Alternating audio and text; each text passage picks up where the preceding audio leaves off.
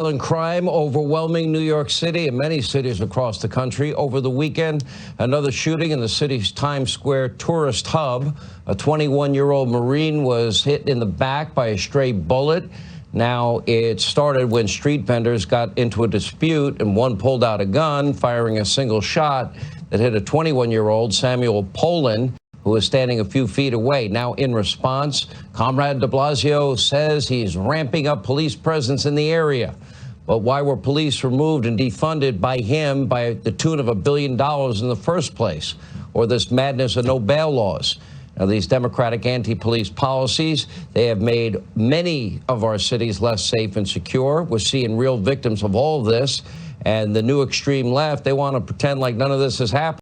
Just listen to Congresswoman Ocasio-Cortez says this is hysteria. Take a look. We are seeing these headlines about percentage increases. Now, I want to say that any amount of harm is unacceptable and too much. But I also want to make sure that this hysteria, that this doesn't drive a hysteria and that we look at these numbers in context so that we can make responsible decisions about what to allocate in that context.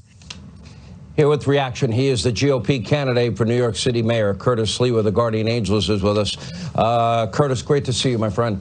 We've worked together many years. I've known you for years. You have dedicated decades now of your life fighting crime for free, with many injuries to show for it, including 5 bullets that you got shot with. The only thing I worry about is this city now, 9-1, Democrats outnumber Republicans. I think New Yorkers want to be safe, but are there enough of them?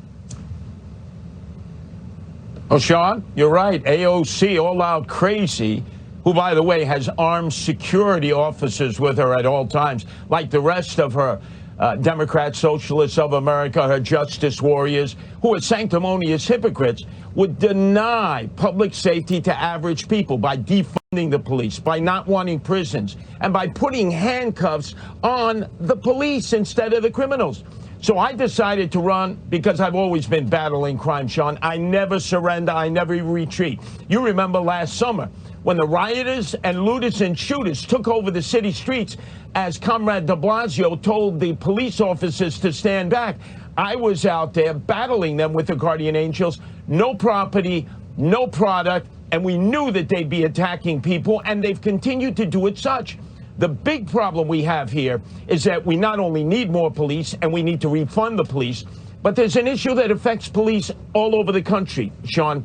Qualified immunity. It's being taken from them. These are the protections that we, the taxpayers, give all civil servants, elected officials, judges, DAs. It's been taken from police in city after city. That means they got to go out and get a personal police malpractice insurance plan. How are they going to afford that? That's why they're being reactive and not proactive. So when I get elected, I'm going to tell all these cops, these men and women who each day risk their life, go out and do your job. I got your back. And most importantly, provide us with the safe streets, safe subways, safe parks, well, let me say this. that Rudy Giuliani gave us in 1993, who supports my candidacy, and I'm going to follow his blueprint because he made us the largest, safest city in America when we were the murder capital of America in 1992. I also support your candidacy. We're going to follow this closely, and next time we'll get to the crazy cat story about you, but we're going to watch closely. Thanks for watching. Thanks for being with us. We'll continue.